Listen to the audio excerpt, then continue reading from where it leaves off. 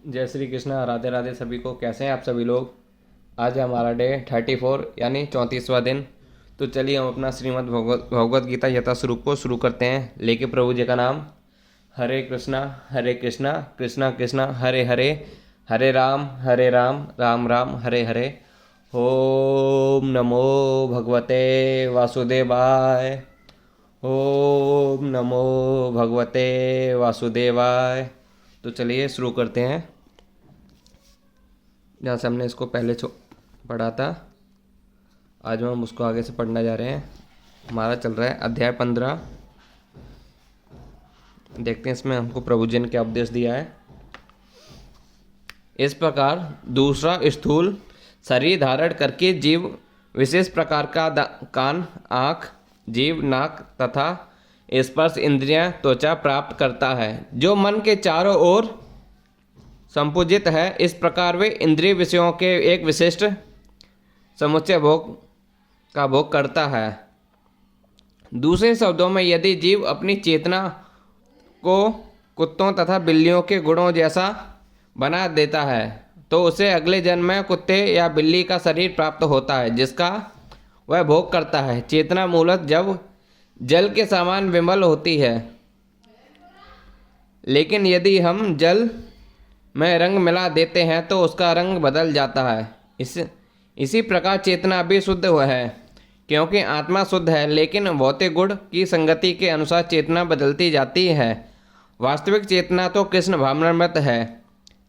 अतः जब कोई कृष्ण भावनामृत में स्थिर होता है तो वह शुद्धतर जीवन बिताता है। लेकिन यदि उसकी चेतना किसी भौतिक प्रवृत्ति से मिश्रित हो जाती है तो वह अगले जन्म में वैसा ही शरीर मिलता है। यह आवश्यक नहीं कि उसे पुनः मनुष्य शरीर प्राप्त हो। वह कुत्ता, बिल्ली, सूकर, देवता या 84 लाख योनियों में से कोई भी रूप प्राप्त कर सकता है।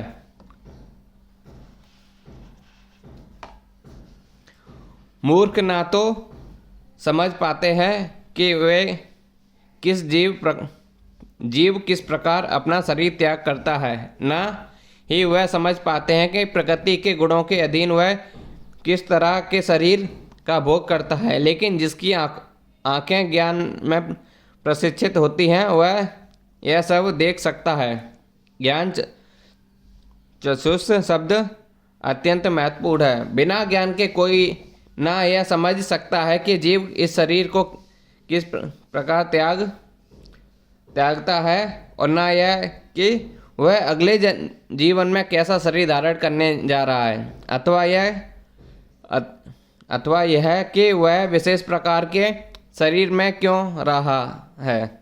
इसके लिए पर्याप्त ज्ञान की आवश्यकता होती है। किसी प्रामाणिक गुरु से भगवत गीता तथा अन्य ऐसे ही ग्रंथ को सुन कर समझा जा सकता है। जो इन बातों को समझने के लिए प्रशिक्षित है, वह भाग्यशाली है। प्रत्येक जीव किन्हीं परिस्थितियों में शरीर त्यागता है, जीवित रहना है और प्रकृति के अधीन होकर भोग करता है। फलस्वरूप वह इंद्रिय भोग के भ्रम में नाना प्रकार के सुख दुख सहता रहता है। ऐसे व्यक्ति जो काम तथा इच्छा के कारण निरंतर मूर्ख बनते रहते हैं, अपने शरीर परिवर्तन तथा विशेष शरीर में अपने व्यास को समझने की सारी शक्ति खो बैठते हैं। वे इसे नहीं समझ सकते, किंतु जिन्हें आध्यात्मिक ज्ञान हो चुका है वे देखते हैं कि आत्मा शरीर से भिन्न है और यह अपना शरीर बदल कर विभिन्न प्रकार से भोगता रहता है। ऐसे ज्ञान से युक्त व्यक्ति समझ सकता है कि इस संसार में बद्धजीव किस प्रकार कष्ट भोग रहे हैं। अतएव जो लोग कृष्ण भावनामृत में अत्यधिक आगे बढ़े हुए हैं, वे इस ज्ञान को समान लोगों तक पहुंचाने में प्रयत्नशील रहते हैं, क्योंकि उनका बद्ध जीवन अत्यंत कष्टप्रद रहता है। उन्हें इसमें से निकलकर कृष्ण भावनाभावित होकर आध्यात्मिक लोक में जाने के लिए अपने को मुक्त करना चाहिए।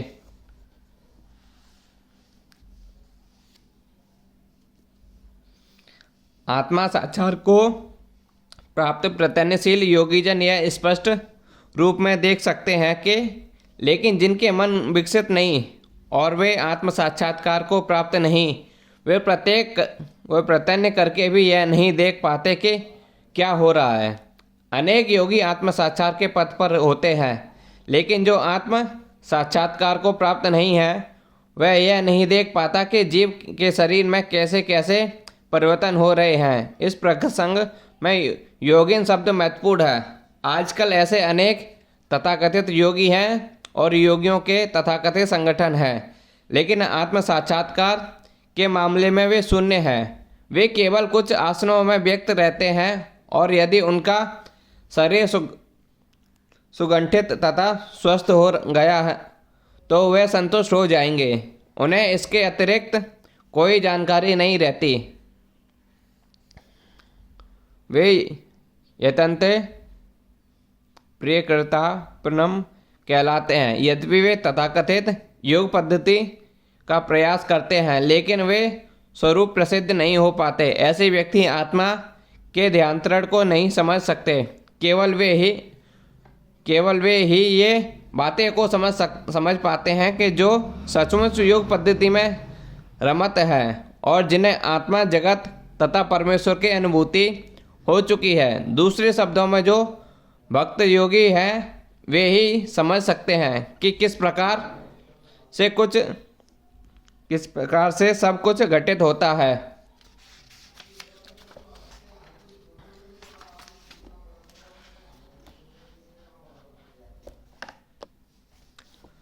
सूर्य का तेज जो सारे विश्व के अंधकार को दूर करता है मुझसे ही निकलता है। चंद्रमा तथा अग्नि के तेज भी मुझसे उत्पन्न है। अज्ञानी मनुष्य यह नहीं समझ पाता कि यह सब कुछ कैसे घटित होता है, लेकिन भगवान ने यह यहाँ पर जो कुछ बतलाया है कि उसे समझकर ज्ञान प्राप्त किया जा सकता है। प्रत्येक व्यक्ति सूर्य, चंद्रमा, अग्नि तथा बिजली देखता है। उसे यह समझने का प्रयास करना चाहिए कि चाहे सूर्य का तेज हो या चंद्रमा, अग्नि अथवा बिजली का तेज, ये सब भगवान के से ही उद्भूत है। कृष्ण भावनामृत का प्रारंभ इस भौतिक जगत से बद्धजीव को उन्नति करने के लिए काफ़ी अवसर प्रदान करता है। जीव मूलतः परमेश्वर के अंश हैं और भगवान यहाँ पर इंगित कर रहे हैं कि जीव किस प्रकार भगवत धाम को प्राप्त कर सकते हैं। इस श्लोक में हम यह समझ सकते हैं कि सूर्य संपूर्ण और सौरमंडल को प्रकाशित भी अनेक हैं, लेकिन प्रत्येक ब्रह्मांड में केवल एक सूर्य है। भगवत गीता में कहा गया है कि चंद्रमा भी एक है, एक नक्षत्र है। सूर्य का प्रकाश परमेश्वर के आध्यात्मिक प्रकाश के में आध्यात्मिक तेज के कारण है। सूर्योदय के साथ ही मनुष्य फैक्ट्रियां चलाने के लिए भी अग्नि जलाते हैं। अग्नि की सहायता से अनेक कार्य किए जाते हैं। अतएव सूर्योदय, अग्नि तथा चंद्रमा की चांदनी जीवों को अत्यंत सुहावने लगते हैं। उनकी सहायता के बिना कोई जीव नहीं रह सकता। अतएव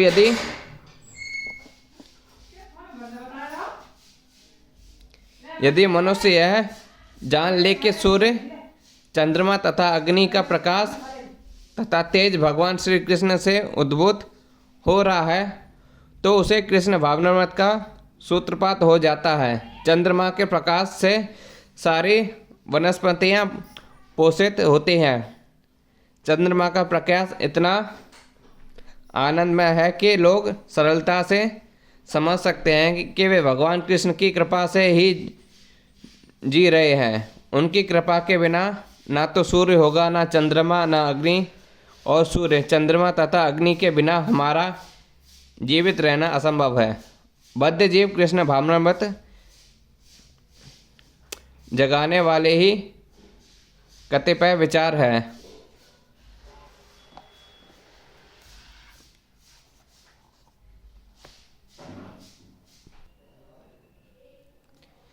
मैं प्रत्येक लोक में प्रवेश करता हूँ और मेरी शक्ति से सारे लोग अपनी कक्षा में स्थिर रहते हैं। मैं चंद्रमा बनकर समस्त वनस्पतियों को जीवन रस प्रदान करता हूँ।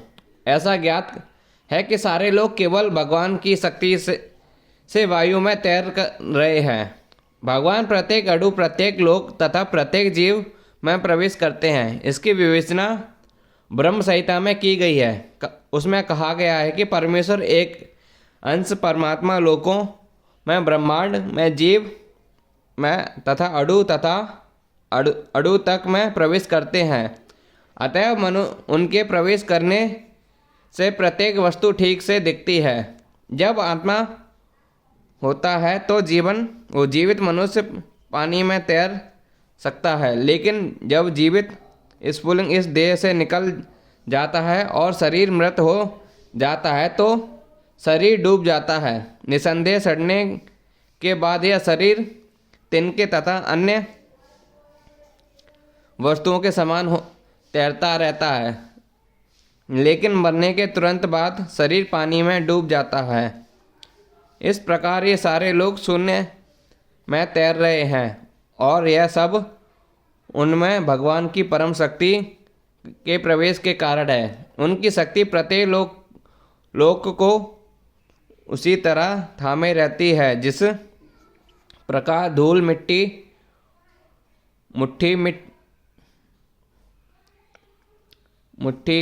के बंद रहने पर धूल के गिरने का भय नहीं रहता, लेकिन जो ही धूल को वायु में फेंक दिया जाए तो वह नीचे गिर पड़ती है। इस प्रकार ये सारे लोग जो वायु में तैर रहे हैं वास्तव में भगवान के विराट रूप की मुट्ठी में बंधे हैं। उनके बल तथा शक्ति से सारी चर तथा अचर वस्तुएं अपने अपने स्थानों पर टिकी हैं। वैदिक मंत्रों में कहा गया है कि भगवान के कारण सूर्य चमकता है और सारे लोग धरातल घूमते रहते हैं। यदि ऐसा उनके कारण ना हो तो सारे लोग वायु में धूल के समान बिखर कर नष्ट हो जाएंगे। इसी प्रकार वे भगवान के ही कारण चंद्रमा समस्त वनस्पतियों का पोषण करता है। चंद्रमा के प्रभाव से सब्जियां सुआदी बनती हैं। चंद्रमा के प्रकाश से बिना सब्जियां ना तो बढ़ सकती है और ना स्वादिष्ट हो सकती हैं। वास्तव में मानव समाज भगवान की कृपा से काम करता है, सुख में रहता है और भोजन का आनंद लेता है, अन्यथा मनुष्य जीवन ना रहता। रसात्मक शब्द अत्यंत महत्वपूर्ण है। प्रत्येक वस्तु चंद्रमा के प्रभाव से परमेश्वर के द्वारा स्वादिष्ट बनती है। मैं समस्त जीवों के शरीर में पाचन अग्नि वैष्णास्वर हूँ और श्वास प्रवास प्राण वायु में रहकर 4 प्रकार के अन्नों को पचाता हूँ। आयुर्वेद शास्त्र के अनुसार आमाशय पेट में अग्नि होती है, जो वहाँ पहुँचे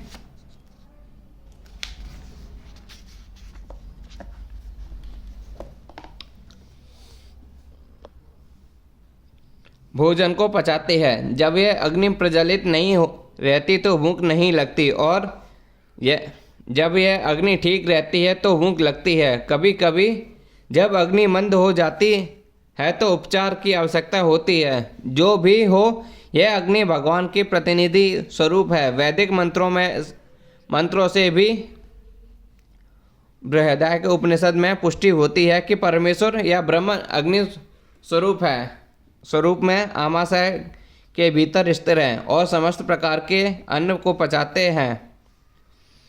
चूँकि भगवान सभी प्रकार के अन्नों के पाचन में सहायक होते हैं, अतएव जीव भोजन करने के मामले में स्वतंत्र नहीं है। जब तक परमेश्वर पाचन में उसकी सहायता नहीं करते तब तक खाने की कोई संभावना नहीं। इस प्रकार भगवान ही अन्न को उत्पन्न करते हैं और वे ही पचाते हैं और उनकी ही कृपा से हम जीवन का आनंद उठाते हैं। वेदांत सूत्र में भी इसकी पुष्टि हुई है। भगवान शब्द के भीतर, शरीर के भीतर, वायु के भीतर तथा यहाँ तक कि पाचन शक्ति के रूप में आमाशय में भी उपस्थित है। अन्न 4 प्रकार का होता है, कुछ निगले जाते हैं, पेय कुछ चबाए जाते हैं, भोज्य कुछ चाटे जाते हैं, लेह तथा कुछ चूसे जाते हैं। चेष्ट भगवान सभी प्रकार के अन्नों की पाचक शक्ति है।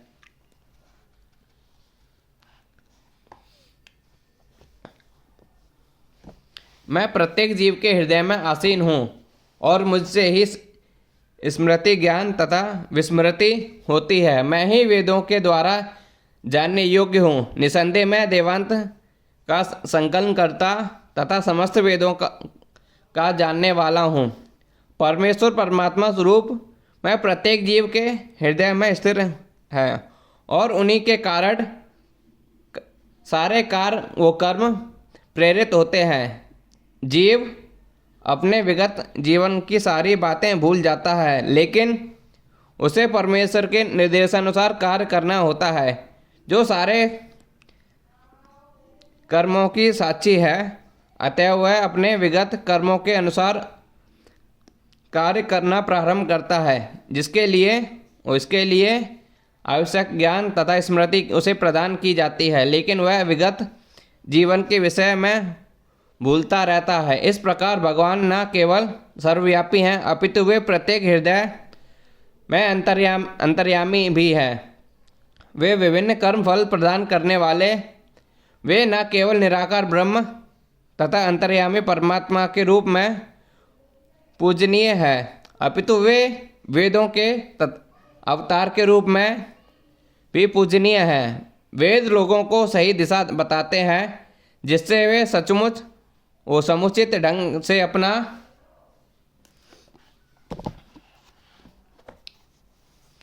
जीवन ढाल सकें और भगवान के धाम वापस जा सकें। वेद भगवान कृष्ण विषयक ज्ञान प्रदान करते हैं और अतएव व्यासदेव के रूप में कृष्ण ही वेदांत सूत्र संकल्प करता है। व्यासदेव द्वारा श्री कृष्ण भागवत के रूप में किया गया है। वेदांत सूत्र का भाष्य वेदांत सूत्र की वास्तविक सूचना प्रदान करता है। भगवान इतने पूर्ण हैं कि बद्ध जीवों के उद्धार हेतु वह उसके अन्न के प्रदाता एवं पाचक हैं। उसके कार्यकलाप के साक्षी तथा वेदों के रूप में ज्ञान प्रदाता है।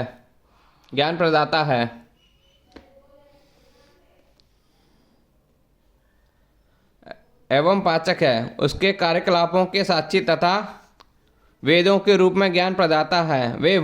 वे भोजन श्री कृष्ण के रूप में भगवत गीता के शिक्षक हैं। वे बद्धजीव द्वारा पूज्य हैं। इस प्रकार ईश्वर सर्व कल्याण प्रदय तथा सर्वदयाम है। अतः प्रविष्ट शास्त्र जाननमय जीव ज्यों ही अपने शरीर को छोड़ता है, इसे भूल जाता है, लेकिन परमेश्वर द्वारा प्रेरित होने पर वह फिर से काम करने लगता है। यद्यपि जीव भूल जाता है, लेकिन भगवान उसे वो बुद्धि प्रदान करते हैं, जिससे वह अपने पूर्व जन्म के अपूर्ण कार्य को फिर से करने लगता है। अतएव जीव अपने हृदय में स्थिर परमेश्वर के आदेशानुसार इस जगत में सुख या दुख का केवल भोग ही नहीं करता है, अपितु उनसे वेद समझने का अवसर भी प्राप्त करता है। यदि कोई ठीक से वैदिक ज्ञान पाना चाहता है तो उसे आवश्यक बुद्धि प्रदान करते हैं। वे किस लिए वैदिक ज्ञान प्रस्तुत करते हैं? इसलिए कि वे जीव को कृष्ण को समझने की आवश्यकता है। इसकी पुष्टि वैदिक साहित्य से होती है। चारों वेदों, वेदांत सूत्र तथा उपनिषदों एवं पुराणों समेत सारे वैदिक साहित्य में परमेश्वर की कीर्ति का गान है।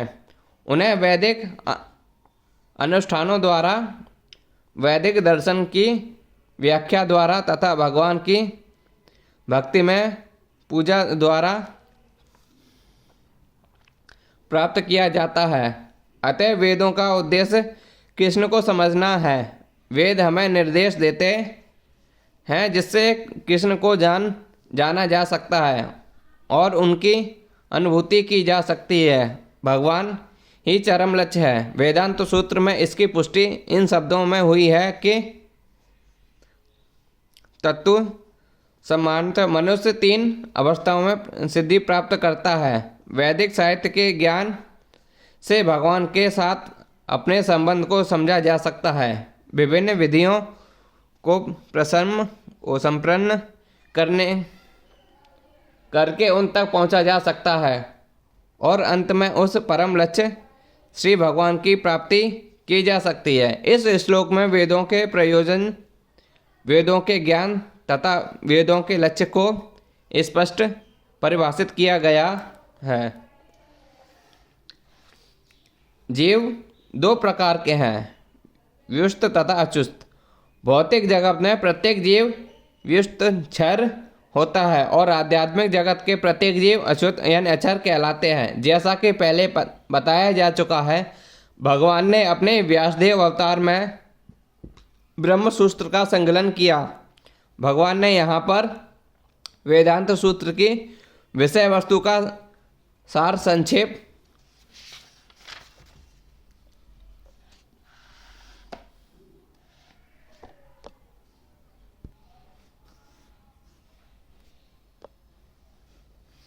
दिया है। उनका कहना है कि जीव जितनी संख्या अनंत है 2 श्रेणियों में विभाजित किए जा सकते हैं, च्युत क्षर तथा अक्षर। जीव भगवान के सनातन प्रथाकथित्व अंश विभिन्न त्रांश है। जब उनका संगम भौतिक जगत से होता है तो वे जीवभूत कहलाते हैं। यहाँ पर क्षर सर्वणे भूताने पद प्रयुक्त होता है, जिसका अर्थ है कि जीव चुष्ट है। लेकिन जो जीव परमेश्वर के एकत्व स्थापित कर लेते हैं वे अचुष्ट कहलाते हैं। एकत्व का अर्थ यह नहीं कि उनकी अपनी निजी सत्ता नहीं है, बल्कि यह कि दोनों के भिन्नता नहीं। वे सब सृजन के प्रयोजन को मानते हैं। निसंदेह आध्यात्मिक जगत में सृजन जैसी वस्तु नहीं है, लेकिन चूंकि जैसा कि वेदांत सूत्र में कहा गया है भगवान समस्त उद्भवों के स्रोत हैं, अतएव यहाँ पर इस विचारधारा की व्याख्या की गई है। भगवान श्री कृष्ण के कथानुसार जीवों की 2 श्रेणियाँ हैं। वेदों में इसके प्रमाण मिलते हैं, अतएव इसमें संदेह करने का प्रश्न ही नहीं उठता। इस प्रकार में संघर्षरत सारे जीव मन तथा 5 इंद्रियों से युक्त शरीर वाले हैं जो परिवर्तनशील हैं। जब तक जीव बद्ध है तब तक उसका शरीर पदार्थ के संघर्ष से बदलता रहता है। चूँकि पदार्थ बदलता रहता है इसलिए जीव बदलते प्रतीत होते हैं, लेकिन आध्यात्मिक जगत में शरीर पदार्थ से नहीं बना होता, अतएव उसमें परिवर्तन नहीं होता। भौतिक जगत में जीव 6 परिवर्तनों से गुजरता है, जन्म, मृत्यु, अस्तित्व, प्रजनन, क्षर तथा विनाश। ये भौतिक शरीर के परिवर्तन हैं, लेकिन आध्यात्मिक शरीर में परिवर्तन नहीं होता। वहाँ ना तो जरा है, ना जन्म और ना मृत्यु। वे सब एक अवस्था में रहते हैं। क्षर सर्वाणी भूतानी जो भी जीव आदि जीव ब्रह्मा से लेकर शुद्ध चींटी तक भौतिक प्रकृति के संसर्ग में आता है, वह अपना शरीर बदलता है। अतएव ये सब क्षर या चुष्ट हैं, किंतु आध्यात्मिक जगत में मुक्त जीव सदा एकात्मावस्था में रहते हैं।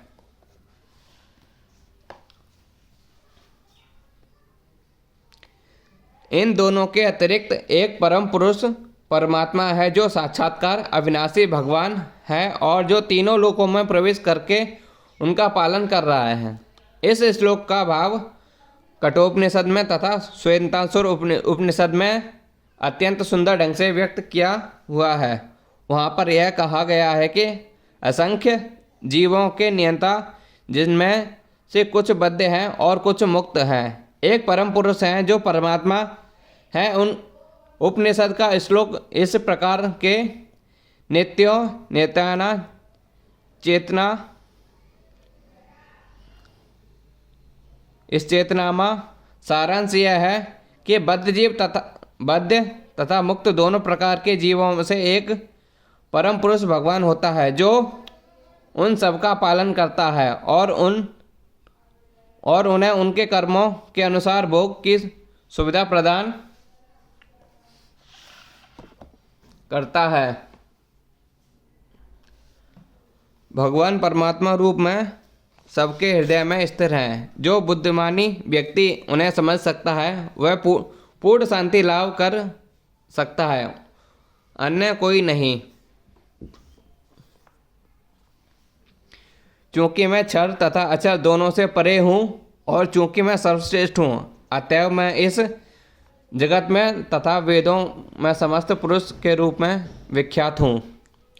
भगवान कृष्ण से बढ़कर कोई नहीं, ना तो बद्ध जीव ना मुक्त जीव, अतएव वे पुरुषोत्तम हैं। अब यह स्पष्ट हो चुका है कि जीव तथा भगवान व्यस्त है। अंतर इतना है कि जीव चाहे बद्ध अवस्था में रहे या मुक्त अवस्था में, यह शक्ति में भगवान की अकल्पनीय शक्तियों से बढ़कर नहीं हो सकता। यह चेतना गलत है कि भगवान तथा जीव समान स्तर पर हैं। यह सब प्रकार के एक समान हैं। इनके व्यक्तित्वों में सदैव श्रेष्ठता तथा निम्नता बनी रहती है। उत्तम शब्द अत्यंत सार्थक है। भगवान से बढ़कर कोई नहीं।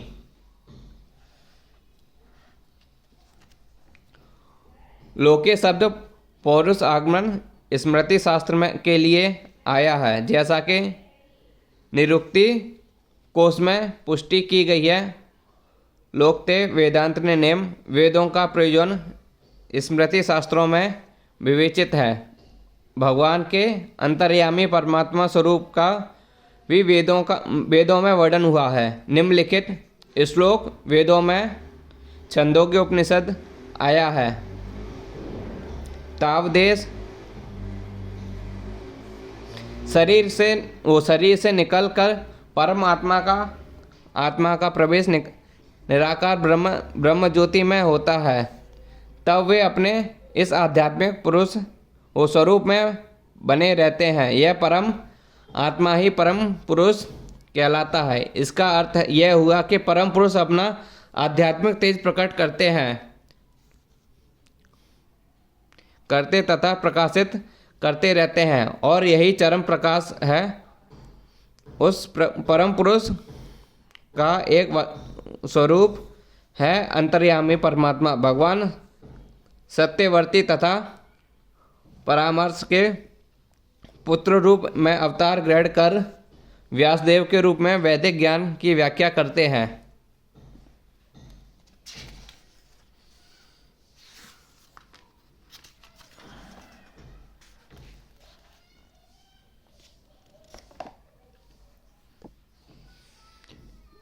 जो कोई भी मुझे संयम रहित होकर पुरुषोत्तम भगवान के रूप में जानता है, वह सब कुछ जानने वाला है। अतएव हे भरतपुत्र, यह व्यक्ति मेरी पूर्ण शक्ति में रत होता है।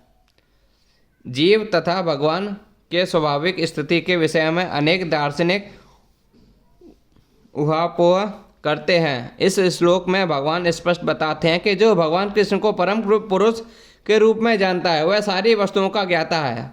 अपूर्ण ज्ञाता परम सत्य के विषय में केवल चिंतन जाता है, जबकि पूर्ण ज्ञाता समय का अवयव किए बिना सीधे कृष्ण भावनामृत में लग जाता है, अर्थात परम भगवान की भक्ति करने लगता है। संपूर्ण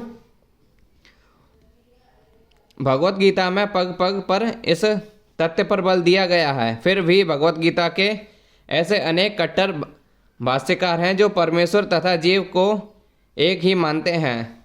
वैदिक ज्ञान श्रुति कहलाता है, जिसका अर्थ है श्रवण करके सीखना। वास्तव में वैदिक सूचना कृष्ण तथा उनके प्रतिनिधियों जैसे अधिकारियों में ग्रहण करनी चाहिए। यहाँ पर कृष्ण ने हर वस्तु का अंतर सुंदर ढंग से बताया है। अतएव इसी स्रोत में सुनना चाहिए कि, लेकिन शुक्रों की तरह सुनना पर्याप्त नहीं। मनुष्य को चाहिए कि अधिकारियों से समझे। ऐसा नहीं कि केवल शुष्क चिंतन ही करते रहें। मनुष्य को विनीत भाव से भगवत गीता में सुनना चाहिए कि सारे जीव सदैव भगवान के अधीन हैं। जो भी इसे समझ लेता है वही श्री कृष्ण के तथाकथित वेदों के प्रयोजन को वो समझता है, अन्य कोई नहीं समझ सकता। भजती शब्द अत्यंत सार्थक है। कई स्थानों पर भजती का संबंध भगवान की सेवा के अर्थ में व्यक्त हुआ है। यदि कोई व्यक्ति पूर्ण कृष्ण भावनामृत में रत है, अर्थात भगवान की भक्ति करता है, तो यह समझना चाहिए कि उसने सारा वैदिक ज्ञान समझ लिया है। वैष्णव परंपरा में यह कहा जाता है कि यदि कोई कृष्ण भक्ति में लगा रहता है तो उसे भगवान को जानने के लिए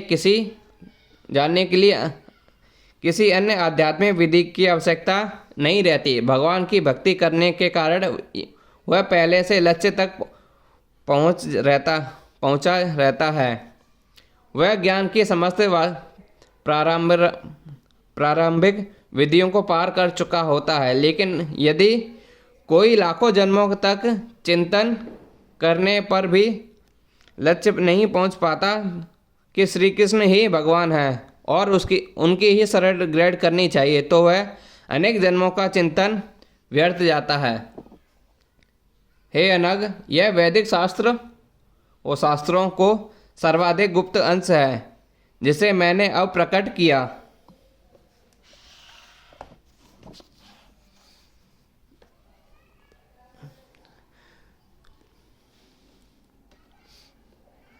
है। जो इसे समझता है वह बुद्धिमान हो जाएगा और उसके प्रयास पूर्ण होंगे।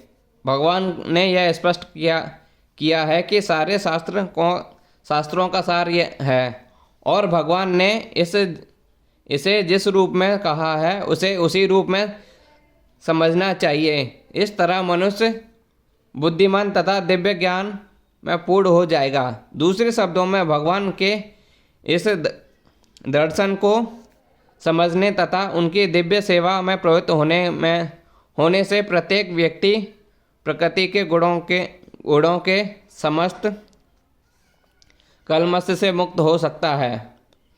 भक्ति आध्यात्मिक ज्ञान की एक विधि है। जहाँ भी भक्ति होती है वहाँ भौतिक कलमश नहीं रह सकता। भगवत भक्ति तथा स्वयं भगवान एक हैं, क्योंकि दोनों आध्यात्मिक हैं। भक्ति परमेश्वर के अतरंगा शक्ति के भीतर होती है। भगवान सूर्य के समान है और अज्ञान अंधकार है। जहाँ सूर्य विद्यमान है वहाँ अंधकार का प्रकाश प्रश्न ही नहीं उठता। अतएव जब भी प्रामाणिक गुरु के मार्गदर्शन के अंतर्गत भक्ति की जाती है तो अज्ञान का प्रश्न नहीं उठता। प्रत्येक व्यक्ति को चाहिए कि इस कृष्ण भावनामृत को ग्रहण करे और बुद्धिमान तथा शुद्ध बनने के लिए भक्ति करे। जब तक कोई कृष्ण को इस प्रकार नहीं समझता और भक्ति में प्रवृत्त नहीं होता, तब तक सामान्य मनुष्य की दृष्टि में कोई कितना बुद्धिमान क्यों ना हो, वह पूर्ण बुद्धिमान नहीं है। जिस अनग शब्द में से अर्जुन को संबोधित किया है वह सार्थक है। अनग अर्थात हे निष्पाप का अर्थ है कि जब मनुष्य समस्त पाप कर्मों से मुक्त नहीं हो जाता तब तक कृष्ण को समझना पाना कठिन है। उसे समस्त कलमश से समस्त पाप कर्मों से मुक्त होना होता है, तभी वह समझ सकता है। लेकिन इसकी भक्ति शुद्ध तथा शक्तिमान होती है कि एक बार भक्ति में प्रवृत्त होने पर मनुष्य स्वतः निष्पाप हो जाता है।